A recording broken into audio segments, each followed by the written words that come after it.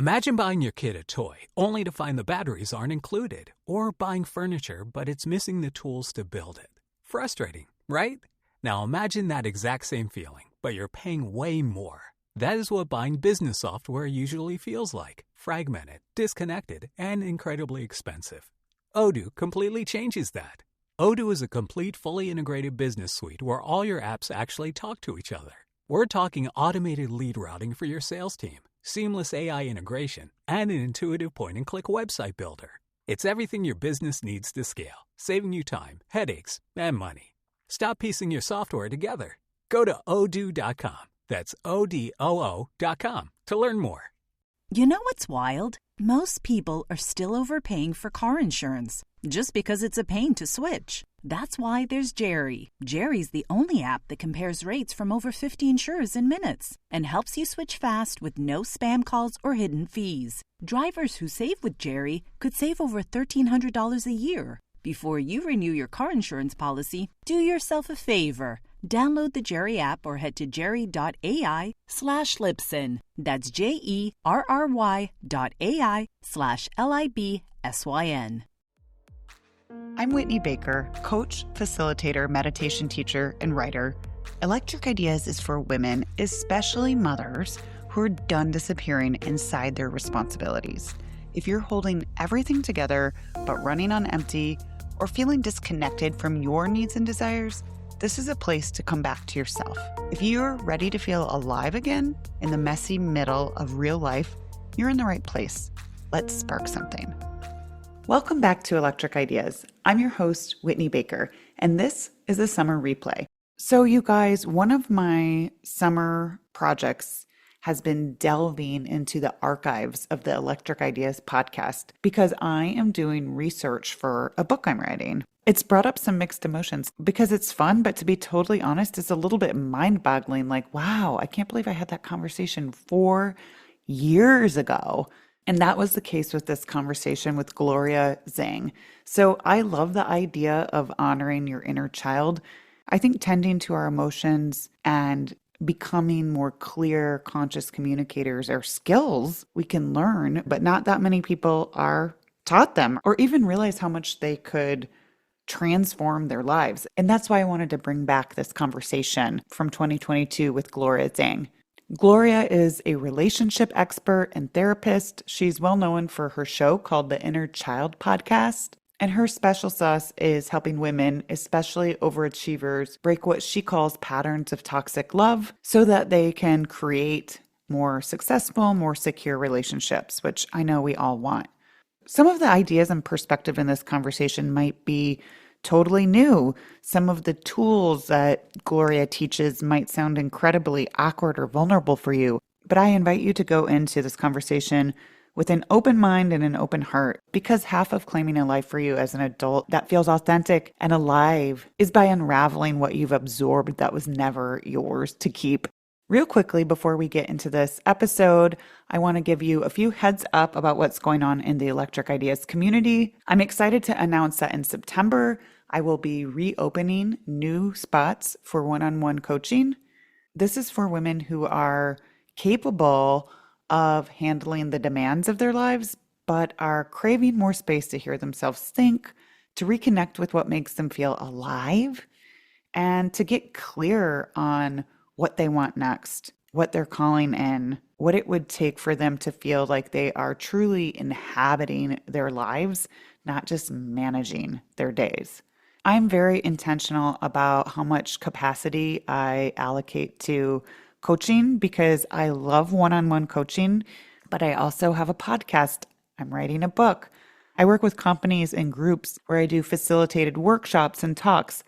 And very importantly, I am a mother and I am a partner and I am a friend. I don't take on any new coaching clients in the summer because based on years of this work, I don't think it's the right time to start something. I do think a fantastic time to start the type of work that I do with clients is September, when schedules start to be a little bit more predictable and it's just naturally a little bit more of a reflective time.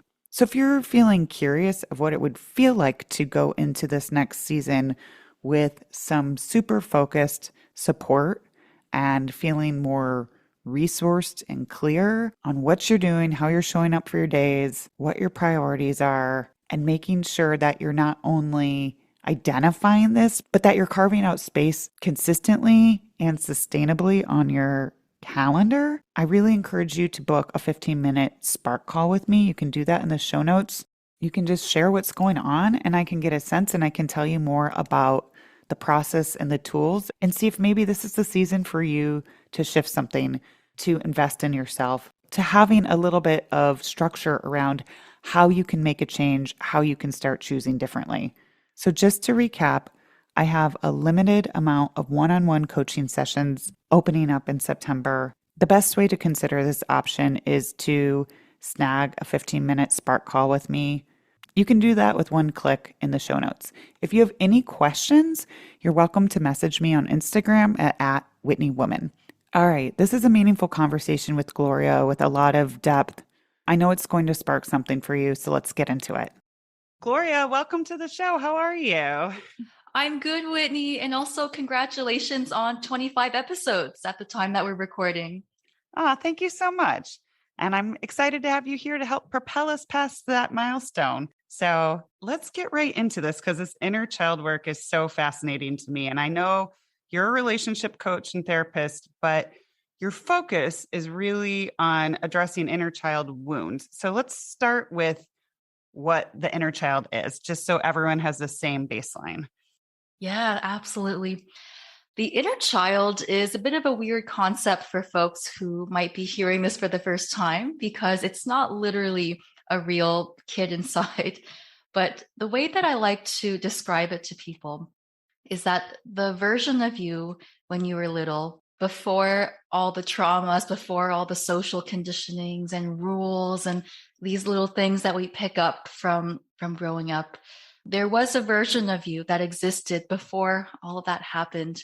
And that's your inner child, right? In my opinion, it's sort of like your real self. It's the version of you that is a lot more spontaneous. It's the version of you that feels free to just be yourself.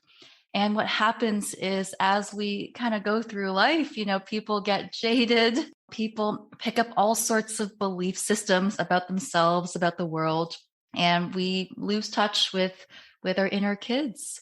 And inner child work really is about going back to who you actually were, sort of unpeeling and pulling back the layers of things that we learn, right, as we grow up, and realizing that we're all just little kids walking around in adult bodies, right? Like you remember everything that you experienced as a kid, and those parts of you always stay with you no matter what. So yeah, that's your inner child.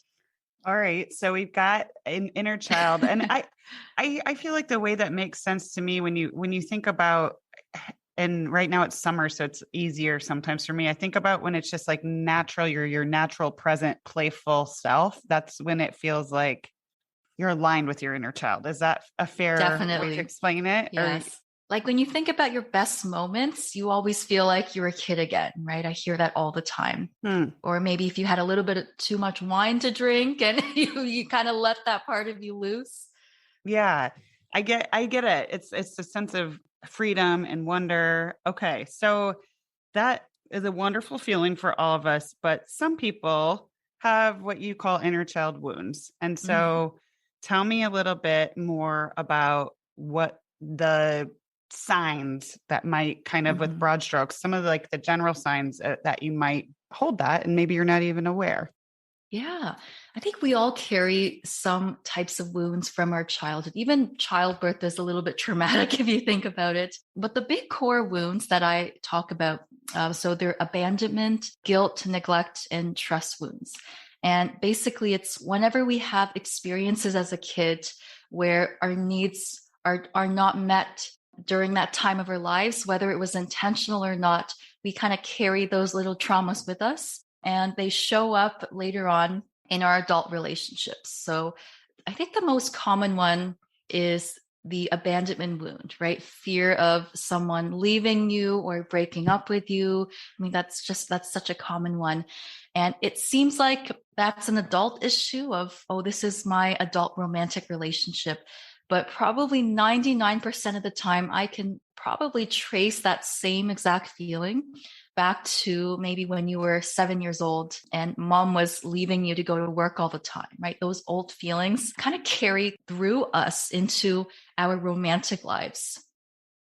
Well, that's a good bridge because I recognize this is I want to be sensitive. I know this is a huge loaded question, but I think that we Yeah. all recognize at some level that our relationship with our parents impacts our relationship with our partner. And hmm I'm kind of talking specific to our partnerships, but can you give us a few more examples of how you commonly see this relationship that some of your clients have with their parents play out either positively and or negatively with their spouses?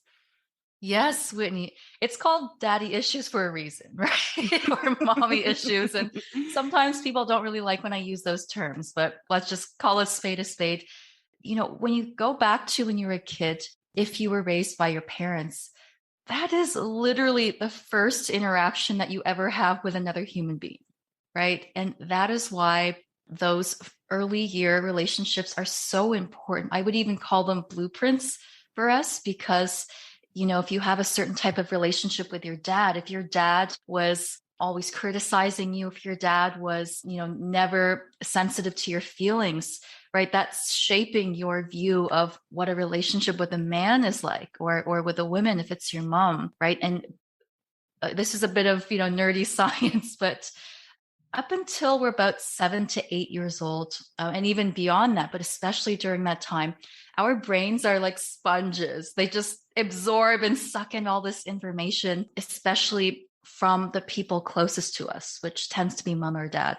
And so, you can really think about it. If you have such negative experiences or complicated relationships with mom or with dad, you can kind of see how that will affect the way you show up in romantic relationships. And usually people actually start choosing partners that remind them of their parents.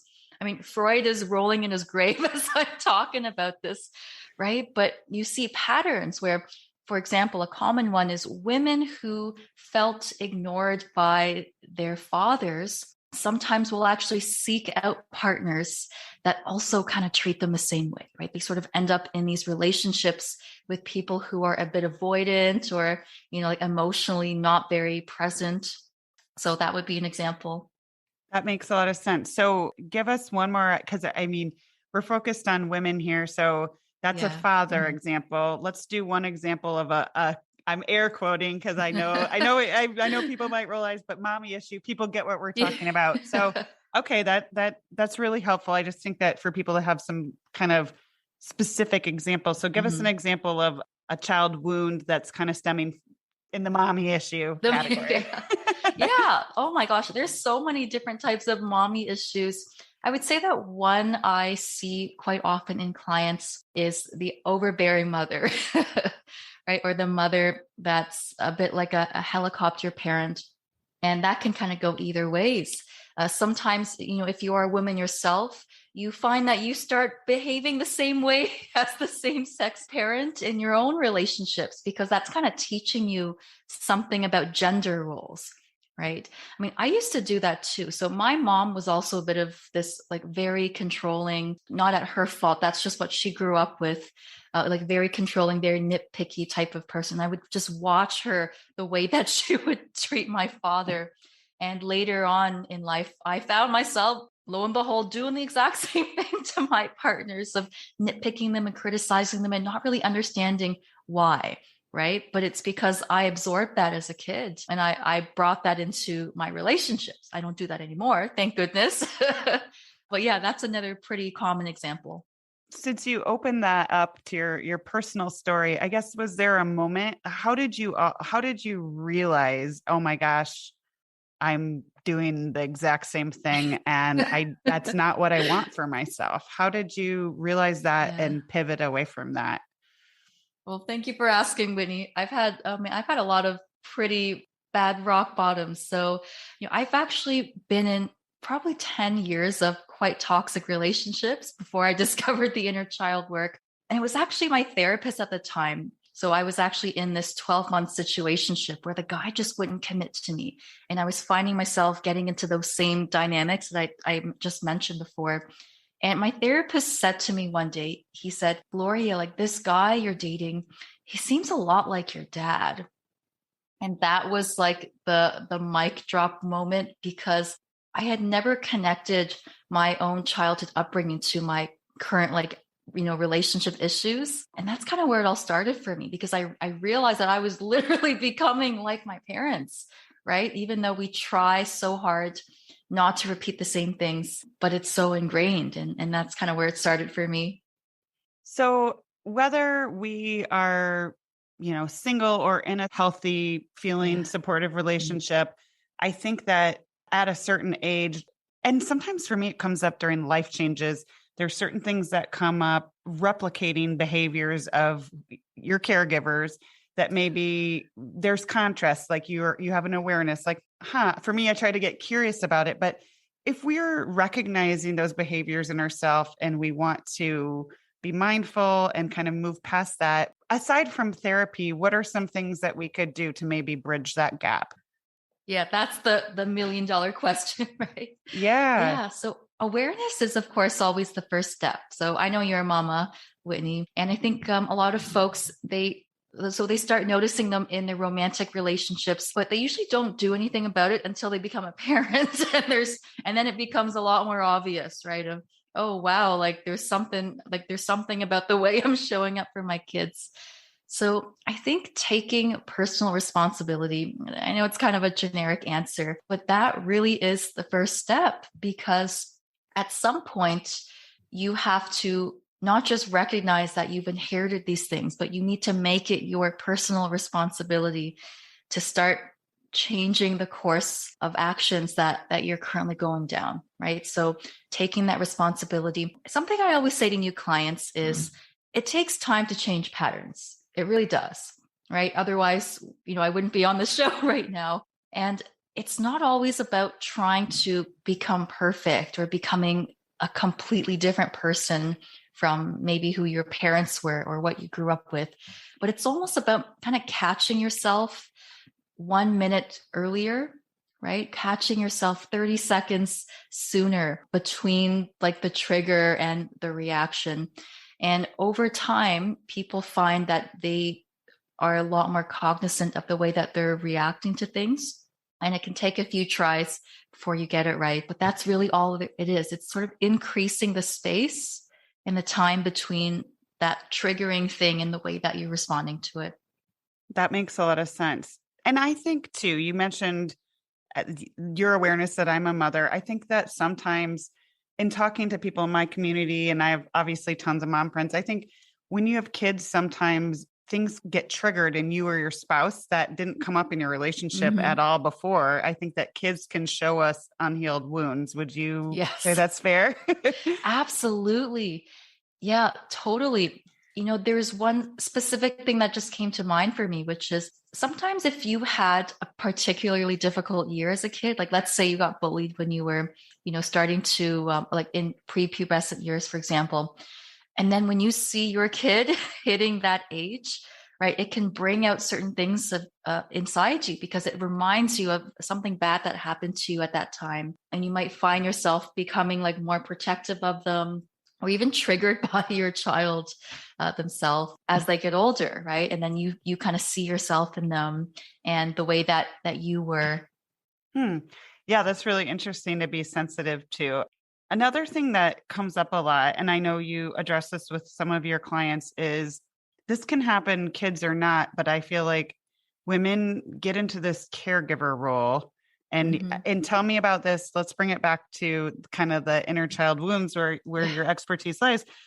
When women get into the caregiver role, sometimes they completely lose themselves in their relationship. So how do we know if we've kind of, quote, lost ourselves in our relationship? And what advice do you have for women who feel like they've surrendered their identity a little too much? Yeah, I love this topic because I used to be one of those women.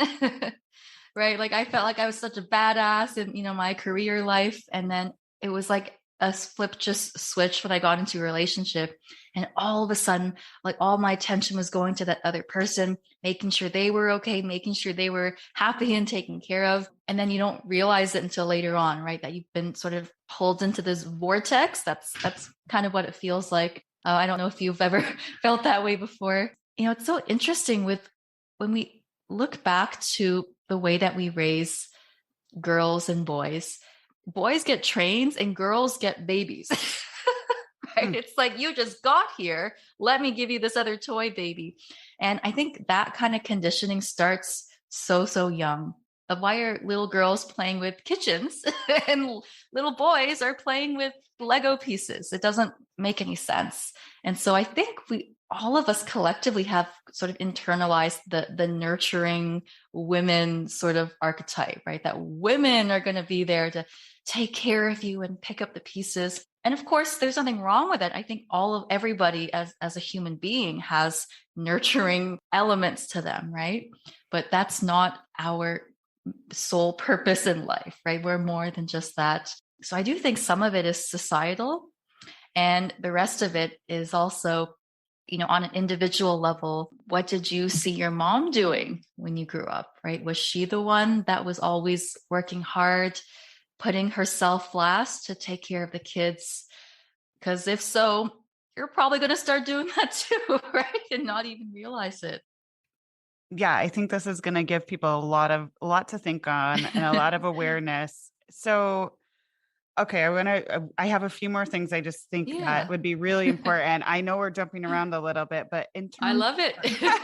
I'm like, I've got Gloria here, and everybody wants to have good relationships, right? I mean, it's a cornerstone to the happiness and fulfillment of our lives. So there's just a couple other more one-off questions that I have for you that I think would be just so really wonderful to hear your perspective on. So communication, that's one thing that I think comes up a lot. And so I was wondering, with your clients, what are some of the best strategies you have for women who want to, maybe they're in this position where they need to advocate for themselves more if they've lost their identity, but just in general, what are your, rules for the road when it comes to having fair, better communication in relationships?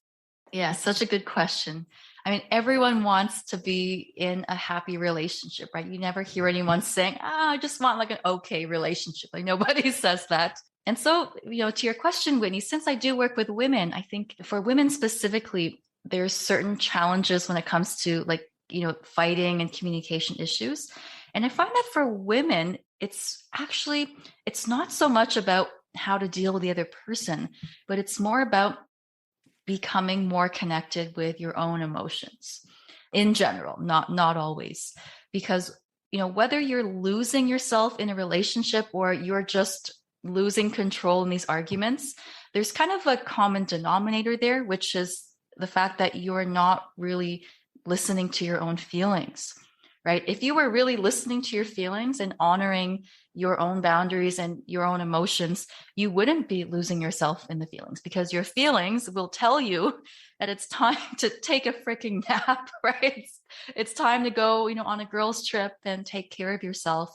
Likewise, usually when we get into arguments, it's because we're not clearly articulating something that's bothering us, right? Or we kind of say it in this, beat around the bush, nice girl way that doesn't really resolve the problem. And so it just keeps coming back over and over. So I think, the number one thing really is connecting with your inner girl.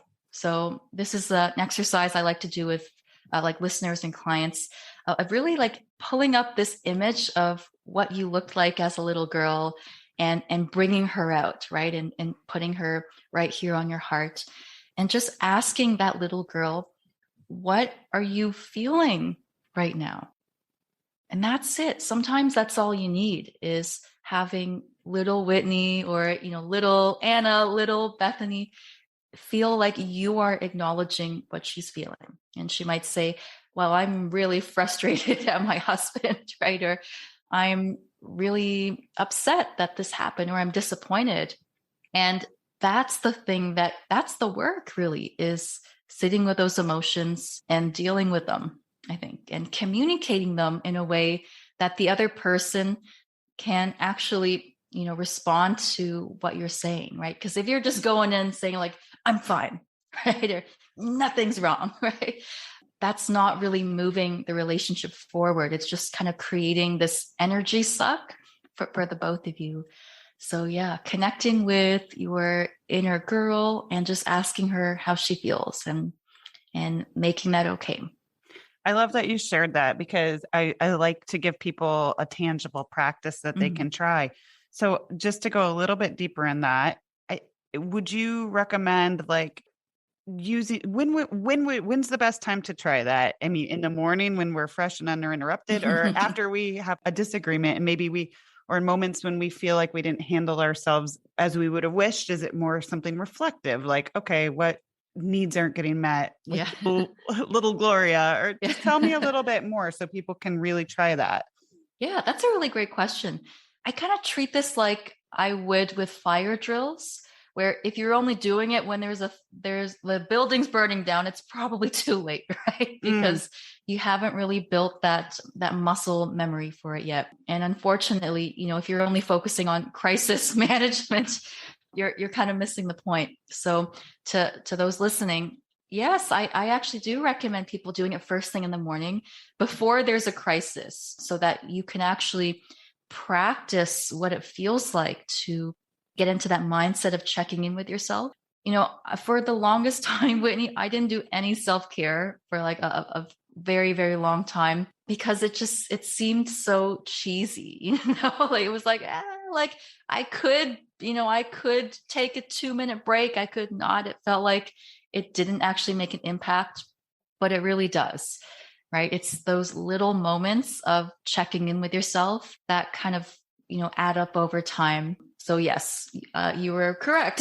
Starting first thing in the morning, just so, your brain knows what to do, right? Because if you're only going to do it when you're fighting, first of all, you're not even feeling like yourself in that moment. And second of all, you're so pulled into that argument that your brain's not going to be able to think of checking in with yourself at that time, right? So yeah. That makes a lot of sense. And so now we have that as an example of an exercise we can try. And obviously you've shared, and I know that your story, you said you spent a decade feeling kind of unfulfilled and not in a great place with relationships, but I'm very happy for you. I know now you've got a loving relationship and a strong partnership connection. So give us your top secrets. How do we build a healthy relationship?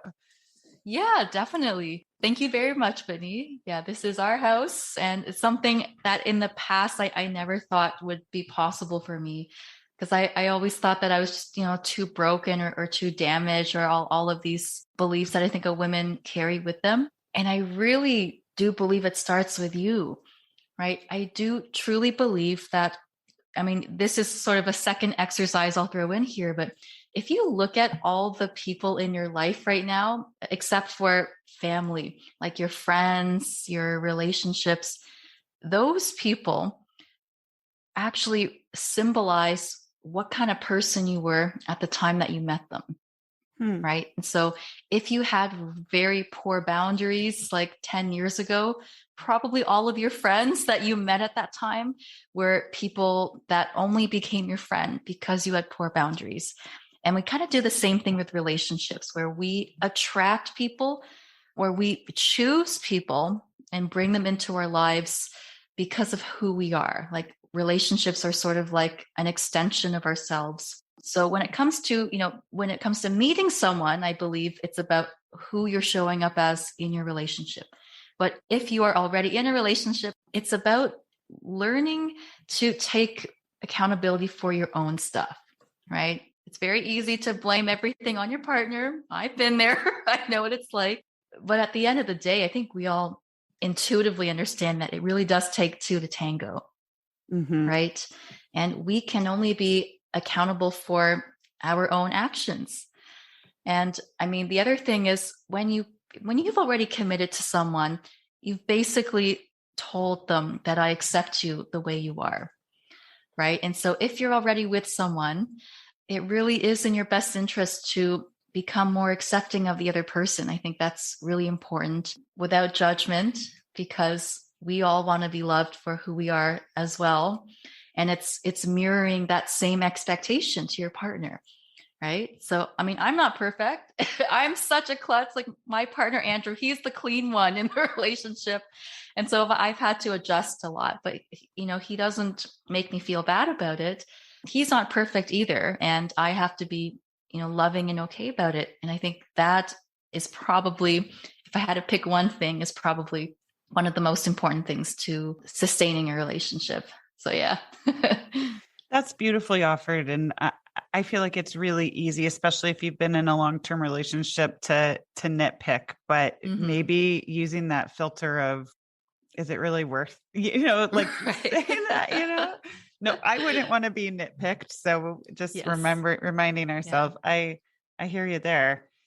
We're coming up on time. Is there any other, I feel like we've covered a lot of territory, and I know that this is just such a rich space, and that inner child is so ripe for conversation. Is there any other kind of takeaways that you feel like your clients have, that you feel like you'd like to leave with our listenership that we didn't have a chance to cover, that are in this realm? Yeah. And also thank you, Whitney, for having me on here. Yeah. This was really fun. Oh my gosh. My absolute pleasure. Yeah. Yes. If there's anything to kind of take away, it's if anyone listening has something that they feel very triggered about, or, if there's a particular thing that seems to bother you a lot, I think a very helpful question that I have clients ask themselves is, when have I felt this way before? And this is a very simple but very powerful question, because you'll start to make connections between what the problem is now and why it's actually about the thing that happened to you a long time ago. So just to give you an example, let's say, this is a personal example. So for a long time, I felt very bothered when anyone talked in a loud voice. It was just very triggering for me, even when it was with a partner who I was very comfortable around. And if I traced it back to, okay, when was the first time that it bothered me to hear a loud voice? It would go back to my childhood, right? And in the household, there was a particular family member who always raised their voice whenever they were upset. And it scared me a lot, because I was 5 years old at that time. And that's what carried with me. And so that tells me that it's not really about my partner, right? My partner is fine. It's about this thing I got to resolve from when I was 5 years old. So yeah, that would be the last takeaway. That's really great perspective. Thank you for sharing that. And coincidentally, I always end my podcast interviews by asking women, what's one question women should be asking themselves more? Oh, there you go. I feel like unless something comes to mind, I feel like you just, nailed it right there. I read your mind. You did. Well, this is a wonderful conversation. And I know that there's so much more depth and things to learn across relationships and inner child. So where can people find you and follow you to continue to expand their understanding of this? Yeah, for sure. I think the easiest way would just be checking out the Inner Child podcast. It's literally called the Inner Child podcast on all streaming platforms. And also I'm on Instagram at by Gloria Zhang. Yeah, I'm a grammar Instagrammer. All right. Well, I'm sure everyone will be happy to find you there. And thank you so much for your time. My pleasure, Whitney. I'm so glad you joined me today. If you're looking for more, feel free to connect with me on Instagram at @WhitneyWoman. And if you enjoyed the show, I invite you to support me by leaving a review or sharing it with a friend. Hope you have an inspired day.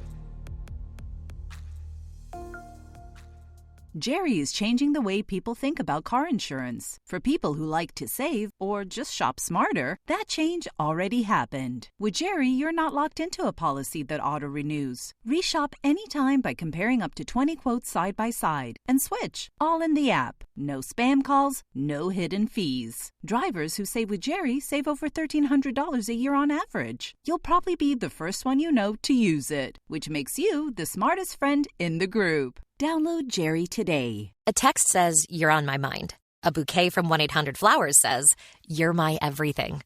Heartfelt moments belong in the real world, not just your phone. For 50 years, 1-800-Flowers has helped millions of people make memories that'll last a lifetime with gifts they'll cherish forever. Their expertly curated arrangements and gift baskets ship nationwide with a 100% satisfaction guarantee. Don't wait for the next big moment. Make it when you visit 1-800-Flowers.com/podcast. That's 1-800-Flowers.com/podcast.